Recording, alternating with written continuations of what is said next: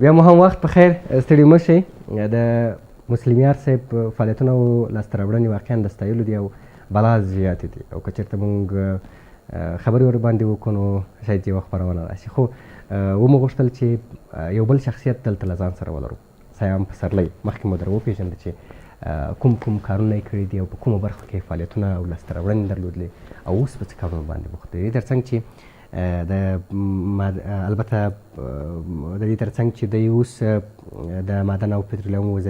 د وزیر ارشد صلاحکار دی، نو د ژوند مربي دی او بیلابیل پروګرامونه لري د ځوانانو لپاره او همداراز د دې ټولنې د ځورېدلي ولس لپاره، د خلکو لپاره. دی ځي په بیلابیلو پروګرامونو کې ګډون کوي او خلکو ته دا ورښیي چې څنګه کولی شي خپل ژوند جوړ کړو او د خپل ژوند په اړه باندې تصمیم ونیسو. لومړی غواړو چې د دوی پر فعالیتونو باندې، د دوی پر ژوند باندې، د دوی پر لاسته راوړنو باندې بحث او خبرې وکړو. نن د شخصیت په برخه کې پسرلی صاحب راسره مېلمه دی او بیا به نو دوی پر نوو پلانونو باندې غږېږو چې څه پلانونه لري د دې خلکو لپاره، د دې ټولنې لپاره. پسرلی صاحب ستړي مه شئ، خوشحاله وي چې تاسو له ځان سره لرم. ډېره مننه، کورودن خوشحاله اوسئ. پسرلی صاحب پر کومه خاوره باندې پیدا شوی دی او تر دې دمه پورې ځینې کسان وایي چې فرض مثال یو څوک که د یو وزارت ځای ته ځان رسوي، یو ځای ته موقف ته ځان رسوي، نو هغه حتما پیسهداره به پلار به پیسې پیدا کړي وي او دی ازادانه بادوي او پیسې په همدې ډول باندې رسېدلی شي، نور نو وایي لاره نشته دی. تاسو راته قصه وکړئ چې په څه ډول حالات کې مو ځان تر دې ځای پورې راورسوی. دا دی نن ستاسو نه خلک زده کړه کوي، ستاسو نه خلک دا زده کوي چې څه ډول وکولی شو ښه ژوند ولرو. د دې قصه راته وکړئ چې په کوم حالاتو کې تاسو دلته ځان راورسوئ. ډېره مننه تاسو ته او د تلویزیون ټولو لیدونکو ته سلامونه وړاندې کوم. څوک چې زما د ماشومتوب پوښتنه رانه کوي نو لږ خفه کېږم ورباندې. په دې خفه کېږم چې ماشومتوب مې ښه وخت نه و، په غریبۍ او غربت او په سختیو او سختیو کې تېر سوی. غواړو چې همدغه خبرې خلکو ته ورسوو چې هغوی ناامیده ونه اوسېږي. په ماشومتوب کې د پلار نه لرې، پلار مې په جلال آباد کې وظیفه درلود، زه په لغمان کې وم او اصلا پیدا سوی یم په هلمند کې. د یو ځای نه بل ځای ته کډه کول، مهاجر کېدل، داخل کې خو مهاجر نه خو دغه کډوال کېدل چې هلمند نه راغلو کابل ته، کابل نه راغلو لغمان ته، بیا لغمان کې مې خپل ځای جوړ کړ. پلار په جلال آباد کې و، د کور مشر زوی وم، ورسره مدرسه مې ویل، بیا ورسره مکتب مې وویل، په مکتب کې مې ډېر ښه وم، هڅه مې کوو. د نورو ورونو خویندو مسؤلیت هم را په غاړه و، د کورنۍ مسؤلیت په غاړه و، بازار ته ولاړ شه، سودا راوړه، واښه وکړه، غوایانو ته مالونو ته دا منظم کړه، خټې وکړه، دا کارونو باندې دا وخت تېر شو. خو دغه سختي و چې زه قوي سوم، پوخ سوم. د هغه نه وروسته بیا جلال آباد ته راغلو، په جلال آباد کې هم کار وکړه. خو د مکتب په جریان کې وم، نهم صنف کې وم چې لومړی ځل دپاره ما د اوبو د یخ اوبو خرڅولو چارې پیل کړې. کله چې مکتب تقریبا د شاوخوا ممکن 14 کلن یا 15 کلن به وم چې مکتب نه راتلم، بیا تلم اوبه مې خرڅاوه. د هغه نه وروسته بیا ما دا شورنخود او مشنګ موږ ورته وایو په جلال آباد کې دا کار مې شروع کړی چې دا یو څه اندازه پر مخ لاړه. بیا یو دوکان مې ځان ته جوړ کړ. دوکان مې و، خو بدبختانه دوکان یو وخت لږ ښه پر مخ چې کله لاړه غلو ورباندې راغلل، غلو هر څه چې و هغه ویوړل، پیسې را سره نه و. پلار مې یو ځای کار کوو، هغه دندې نه هم لرې سوه، معاش کم. بالاخره بیا مدار څه پرېښوده، کراچۍ مې په لاس واخیسته چې باید زه کراچۍ وچلم، باربري مې کوم. پلار مې ځان ته یو رکشا واخیسته چې رکشا وچلئ. دا صحنه زما نه هېرېږي، دوستانو دا ملګرو ته وایم، دوی ډېر خوشبخته دي چې هر څه امکانات لري. یو وخت داسې وخت راغی چې زه په سره ګرمۍ کې په جلال آباد کې، کراچۍ زما لاس کې ده او دونه غاټ بار ورباندې دی چلاوم او پلار مې د مخې نه تېرېږي په رکشا کې. او دا داسې وخت کې ده چې د پلار نه په پټه زه وتلی یم کار کوم او هغه خبر نه دی. پلار مې په دې سخت غوسه کېده چې زه کار وکړم. ما ته ویل ستا د تعلیم وخت دی. همالته ودرېده، د پلار سترګو نه اوښکې تللي، لیدلی په هماغه وخت کې همالته لیدلی یم چې بېرته کور ته راغلم، راته ویل زه ژوندی یم، درس یې ووایه. مالې پلاره خوشحاله یم چې تاسو ژوندی یاست خدای مو ژوندی لره تر ډېره پورې او دا چې زما په آینده په اړه فکر کوئ ولې زه هم باید یو احساس ولرم زه هم دغه کور کې ژوند کوم کورنۍ ما باندې هم حق لري درس مې وایم خو د دې تر څنګ باید کار وکړم درس مې وویل په مدرسه کې مې درس وویل تر نکاح کنز او فقه صرف بایی دا کتابونه مې خرج کړل حفظ مې وکړ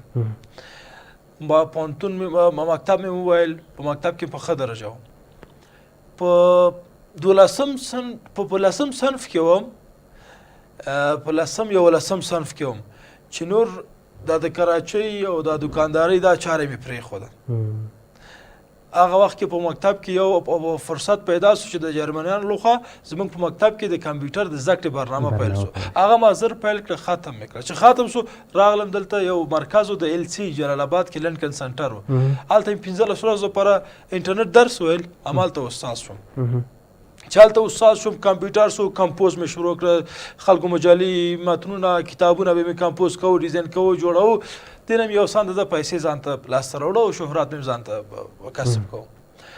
دا چاره ډېر ښه پر مخ لاړه IT کې ډېر ښه پر مخ لاړم 3 کاله مې په لنکن سنټر کې په وړیا ډول کار وکړه ځوانانو ته مې وړیا درس ورکړه انټرنیټ مې دوی ته معرفي کړه په هغه وخت کې انټرنیټ ډېر کم و په افغانستان کې 2015 او 2016 کلونو کې افغانستان کې انټرنیټ خلک ډېر نه پیژنده هغه وخت کې انټرنیټ ته خلک په ډېره بده سترګه کتل حتی کتابونه دې هم فکر کوم په دې برخه په هغه برخه او چې 2 کاله وروسته چې درس ورکړه خلکو تقاضا کوو چې ما ته چپټر راکړه استاده کتابونه یو شي ما کتاب ولیکل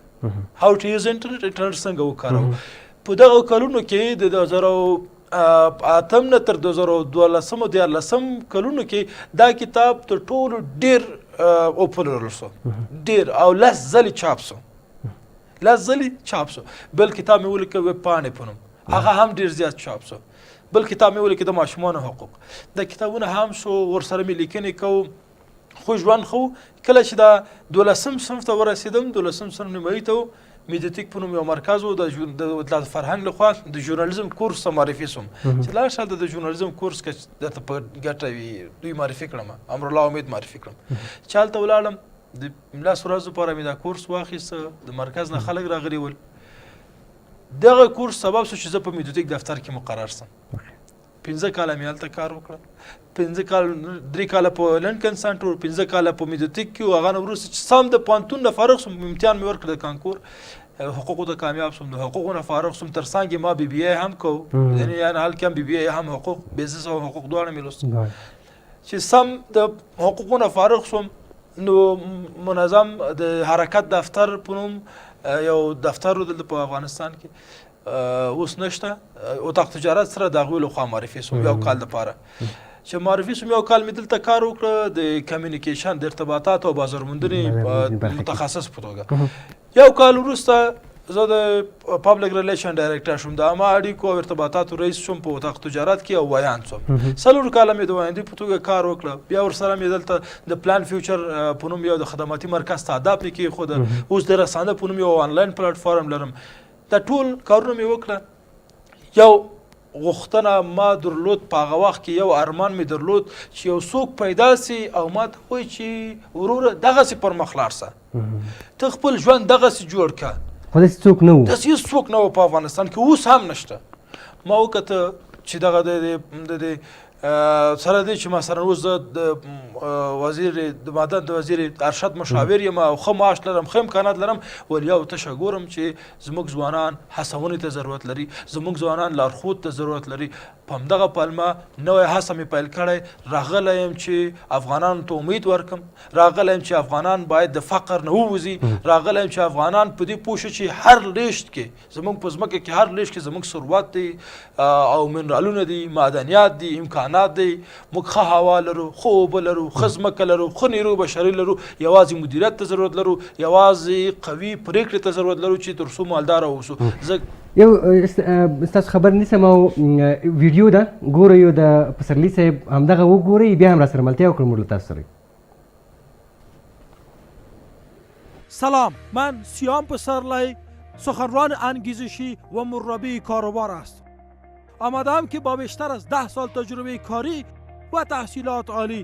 مربی کاروبار و زندگی شما عزیزان باشم اگر می‌خواهید که در زندگی و کاروبار موفق باشید، اگر می‌خواهید که در کاروبار و زندگی ترس و هراس نداشته باشید،